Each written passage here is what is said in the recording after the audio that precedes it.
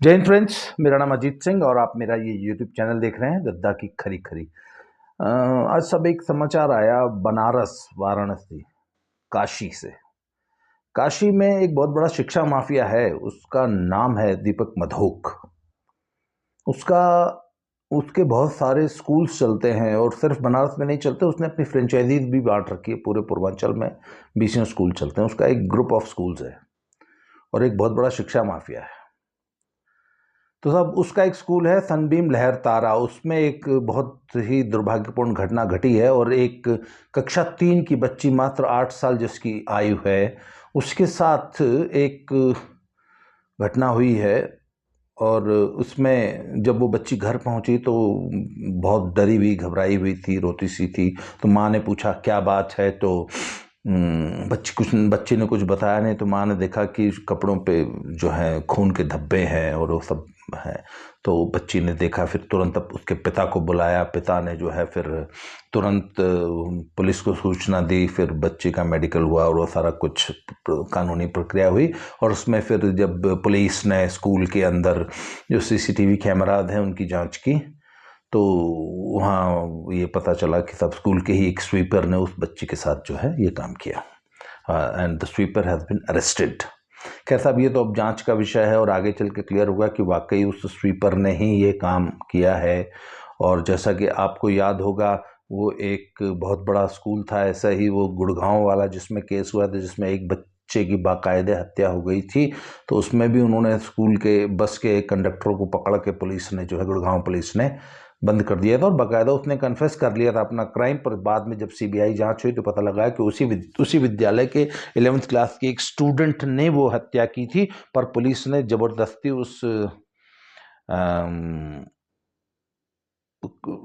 गरीब bus conductor को पीट पीट के उससे जबरदस्ती कन्फेशन ले लिया था और उसको हत्या का आरोपी बना के बाकायदा जेल में बंद कर दिया गया।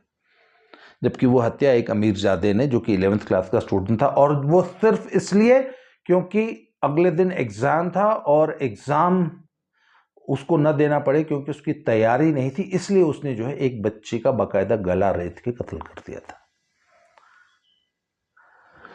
तो सब ये रियान इंटरनेशनल स्कूल गुड़गांव की बात है, आपको याद होगा, ये बहुत पुराना केस नहीं है। तो अब इस केस में भी पुलिस ने तो आनन फानन में उस स्वीपर को पकड़ लिया, पर ये तो अब जांच का विषय है। जांच में पता चलेगा कि ये क्राइम वाकई उसने किया या फिर से कोई अमीरजादा या स्कूल का ही कोई और स्टाफ या कौन कौन है।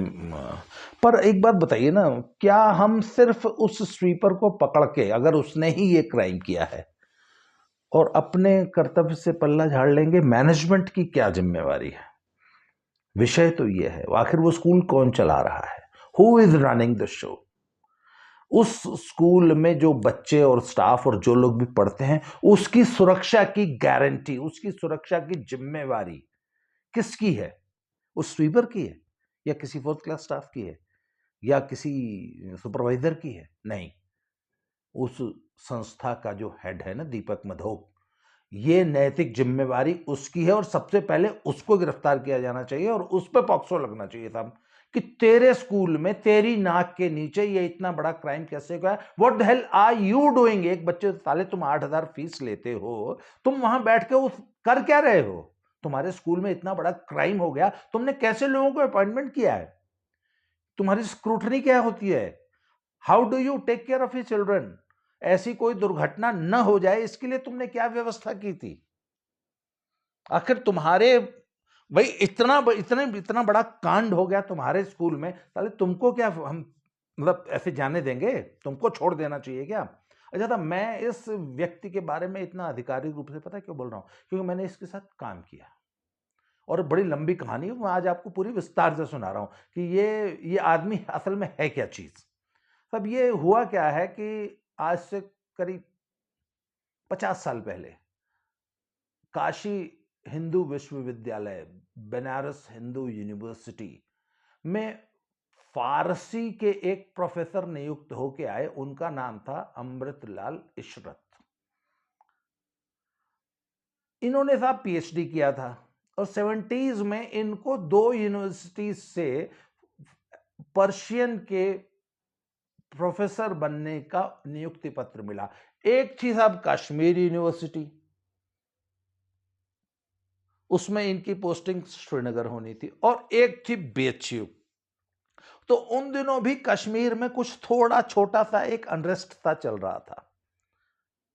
तो साहब ये इन्होंने कहा चलो कश्मीर नहीं ज्वाइन करते, बीएचयू ज्वाइन कर लेते हैं। तो साहब 70 के दशक में पर्शियन फारसी लैंग्वेज के प्रोफेसर होके डॉक्टर अमृतलाल इशरत, उनका इशरत जो है वो तखल्लुस था, शायरी वायरी करते रहे होंगे ना।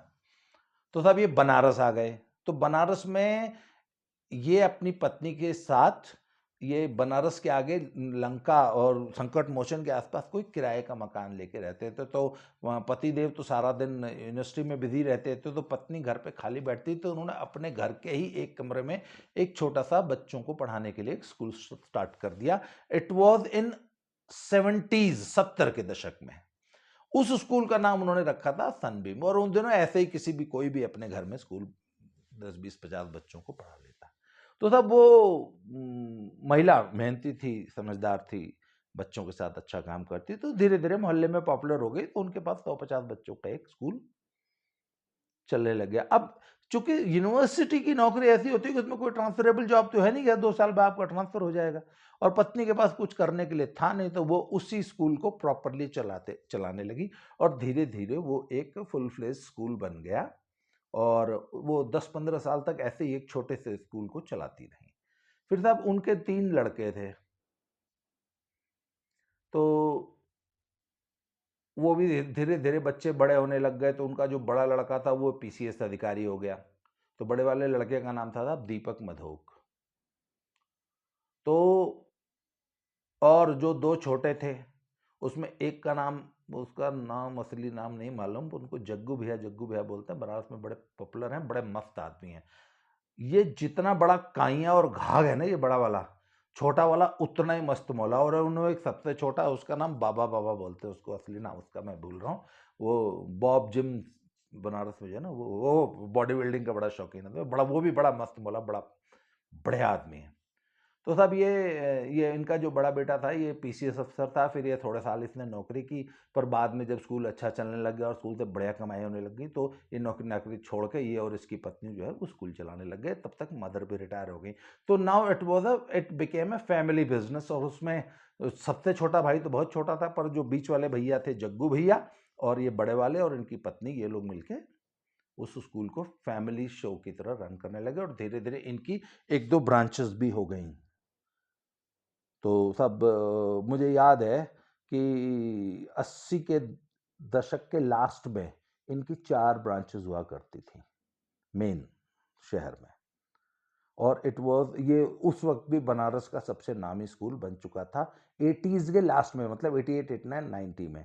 तो 90 में फिर इनके भाइयों में आपस में विवाद हो गया, और जो इनका जो मेन ब्रांच थी, जिसे भगवानपुर ब्रांच कहते हैं, वो उसके लिए वर्चस्व की लड़ाई परिवार में छिड़ी, और बहुत जबरदस्त लड़ाई झगड़े हुए। और जो जग्गू भैया थे वो तो मस्त आदमी, तो उन्होंने कहा यार ठीक है, तू तू ले ले भाई, तेरा पेट भर जाए, तेरा पेट बहुत बड़ा है, हमारे तो छोटे छोटे पेट है, हम तो यार कैसे भी जी जी खा लेंगे। उन्होंने नहीं लड़ाई की साहब, पर वो छोटा वाला था वो बड़े भाई से भिड़ गया।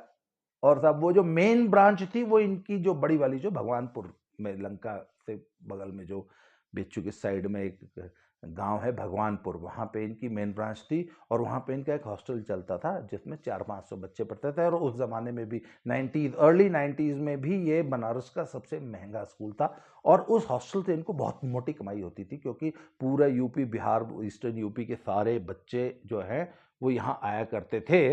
लाइट चली गई साहब, कोई बात नहीं। तो सब वो आया करते थे। तो और it was a very successful venture. तो साहब फिर दोनों भाइयों में झगड़ा हुआ, और क्या होगा, और अल्टीमेटली जो है बड़े वाले ने जो है वो मेन ब्रांच पे कब्जा कर लिया। और मारपीट भी हुई थी।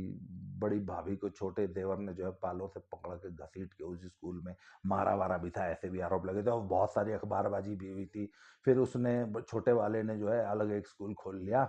और मदर जो है वो छोटे वाले के साथ होगी, क्योंकि उसको लगता था कि मेरा बड़ा बेटा जो है वो बाकी दोनों भाइयों के साथ अत्याचार कर रहा है और उनका हिस्सा नहीं दे रहा है, हड़प रहा है उनका हिस्सा। तो मदर ने बाकायदा अखबारों में 90 के दशक में, जो लोग बनारस के हैं वो उनको याद होगा कि 90 के दशक में बाकायदा मदर की तरफ से इश्तहार निकाले गए थे। छोटे वाले ने जो है एक होटल किराए पे लेके उसमें हॉस्टल चलाना शुरू कर दिया था। तो बड़े वाले ने जो है बाकायदा एक विज्ञापन निकाला कि एक व्यक्ति जो अपना नाम फलाना फलाना बताता है और अपने आप को डॉक्टर अमृतलाल इशरत की औलाद बताता है, वह ऐसे ही फर्जी नाम से सनबीम स्कूल हॉस्टल चला रहा है जिसका हमसे कोई संबंध नहीं है। उसने ये विज्ञापन निकला था अखबारों में। तो फिर अगले दिन सब माता जी की तरफ से जो है वो द फाउंडर लेडी जो असली मालकिन थी, उनकी तरफ से एक और विज्ञापन आया अखबार में, दैनिक जागरण। मुझे आज भी याद है कि सब अपने ही बच्चे हैं, वो जो बच्चा जो सबसे छोटा वाला है वो जो हॉस्टल स्कूल चला रहा है वो भी अपना ही बच्चा है, और ऐसे करके उन्होंने, खैर साहब वो उससे कोई फर्क नहीं पड़ा। अल्टीमेटली फाइनली जो है जो प्राइम जो मेन मेन अच्छी अच्छी ब्रांचेस थी जिनमें मोटी कमाई होती थी, जिनमें अच्छा कैंपस था, वो बड़े वाले ने हड़प लिया और छोटे वाले भाइयों ने बेचारा जो थोड़ा बहुत मिला उससे गुजारा कर रहे हैं। अभी ठीक है, they are all very well to do, बहुत बड़े अच्छी बनारस की एक नंबर 1 फैमिली है। तो सब हुआ क्या कि वो जो मेन ब्रांच थी ना उसकी सबसे मोटी कमाई जो थी हॉस्टल से होती थी। और मुझे याद है 2000 के आसपास की बात है, मैं एग्जैक्टली डेट मुझे याद नहीं है, पर सन 2000, लगभग सन 2000 की बात है। उस हॉस्टल में एक हॉस्टल सुपरिटेंडेंट होता था, उसका नाम था जोसेफ इजराइल। तो क्या था कि दूर दूर से पेरेंट्स आते थे और वो जोसेफ इजराइल ना एकदम हिटलर डिक्टेटर की तरह उस हॉस्टल को चलाता था। अब आप जिस हॉस्टल में 10वीं 11वीं 12वीं के लौंडे होते हैं उनके साथ आप, है ना, लड़कों के साथ, वो भी पूर्वांचल के बिगड़ैल रईसजादों के लड़के, मतलब बिगड़ैल बापों के बिगड़ैल लौंडे, तब वो उस हॉस्टल में पढ़ते थे। तो तब अब एक साउथ इंडियन 45 किलो का एक आदमी, वो क्या है यार, पूर्वांचल के लौंडे को टैकल करेगा। खैर साहब वहाँ बड़ा हॉस्टल में बड़ा उत्पात उधम होता था, बहुत गुंडागर्दी होती, सब कुछ होता था। तो तब एक दिन क्या हुआ कि खबर आई कि सब जोसेफ इजराइल जो है स्कूल हॉस्टल का लाखों नहीं लगभग 1 करोड़ रुपए से ज्यादा लेके फरार हो गए। तो अब तहलका मचा बनारस में। अब that money was schools money, जो कि लगभग 400 पेरेंट्स ने स्कूल की हॉस्टल की जो फीस थी वो जमा की थी, और वो एक एक पेरेंट की थी 50-50, 60-60, 70-70 हजार रुपए। तो 400 पेरेंट्स अगर 50,000 रुपए जमा करें तो आप अंदाजा लगा लो कितने पैसे में होंगे। और वो पैसा लेके एक दिन अचानक, उसकी एक बीवी थी और एक छोटा सा बच्चा था, और वो जोसेफ इजराइल ने साहब 3 सूटकेसेस में सामान पैक किया और एक दिन हॉस्टल हॉस्टल में ही रहता था, वो हॉस्टल से गायब हो गया। क्या था, अब it was a big scandal. School का जो पैसा तो गया, और he could not, the owners of the school could not handle this scandal. तो अब क्या था कि साहब उन्होंने बोला हमको, तुम्हारा पैसा आया ही नहीं, पेरेंट्स को बोला तुम्हारा पैसा लेके तुमने जोसेफ इजराइल को क्यों पैसा दिया।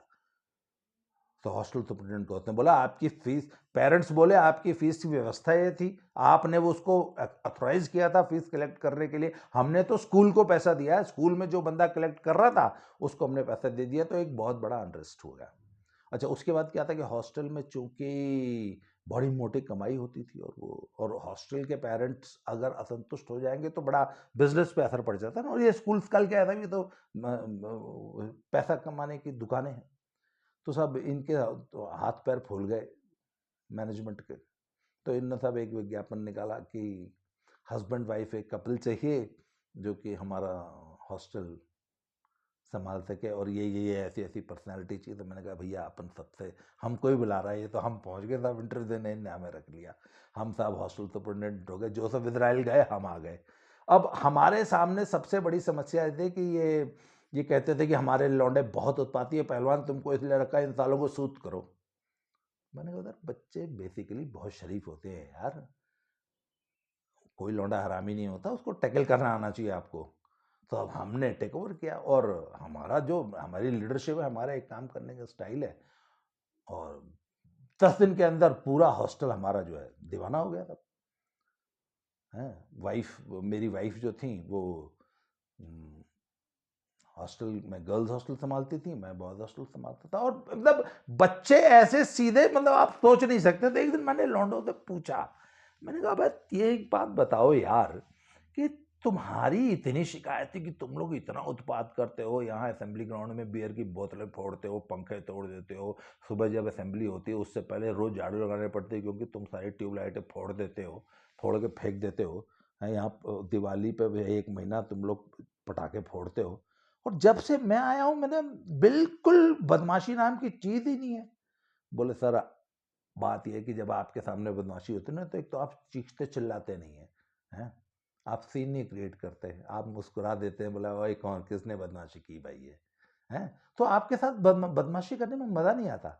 वो जो पिछला वाला सुपरिटेंडेंट था ना, he was a big source of entertainment. जब हम बदमाशी करते थे और वो पैर पटकता था और गालियां देता था और अपने बाल नोचता था ना, हमको बड़ा मजा आता था। वो तो आप ऐसा रिएक्ट ही नहीं करते, आप तो यू आर वेरी फ्रेंडली, आप तो हमारे दोस्त बन गए, you are just like a father figure for us. तो आपको परेशान करने में मजा ही नहीं आता।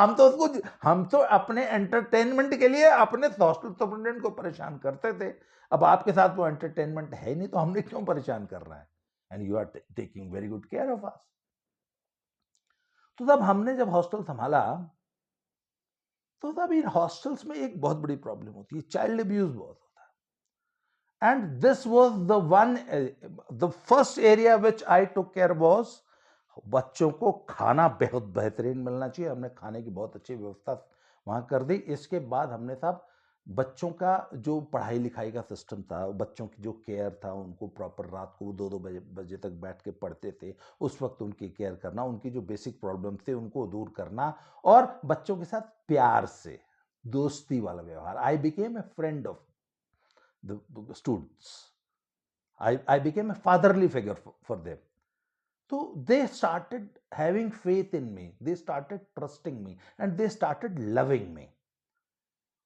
उसके बाद तब हमने देखा कि हॉस्टल में तब छोटे बच्चों का चाइल्ड अब्यूज अवश्य होता है। आप कैसा भी हॉस्टल उठा के देख लो, उसमें कम या ज्यादा चाइल्ड अब्यूज बहुत होता है। तो हमने तब वहां पे इन्होंने एक डिस्पेंसरी में एक एक ऐसा कोई कंपाउंडर टाइप का आदमी रखा था, जो कि शाम को बच्चों को वहां पे मेडिकल केयर प्रोवाइड किया करता था।